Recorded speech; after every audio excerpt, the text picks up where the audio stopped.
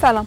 مقامات میگویند در حمله بر محبس ننگرهار 29 فرد ملکی، نظامی و زندانی شهید شدند و 50 تن دیگر مجروح شدند. همچنان گفته شده که 8 حمله کننده نیز کشته شدند. ریاست جمهوری میگوید هدف از برگزاری لوی جرگه فیصله در مورد سرنوشت 400 زندانی طالب است که نامهایشان در لیست سیاه حکومت افغانستان و کشورهای دیگر می باشد. وزارت امور داخله از 38 تخطی طالبان مسلح در جریان آتش بس 3 روزه عید خبر می دهد. این وزارت در اعلامیه گفته است طالبان مسلح در 38 رویداد جداگانه 20 فرد ملکی را شهید ساخته و 40 تن دیگر را زخمی کردند. افراسیاب خطک، سیاستمدار ورزیده، اشاره به پاکستان گفته است تا که کشورهای منطقه به سطح دولتی از حمایت تروریسم و تروریستان دست نکشد، افغانستان در آتش جنگ خواهد سوخت و حاصلات شفتالو در افغانستان افزایش یافته است. وزارت زراعت میگوید در سال گذشته از بیش از 8000 باغ 61000 متریک تن شفتالو جمع آوری و به بازار عرضه شده.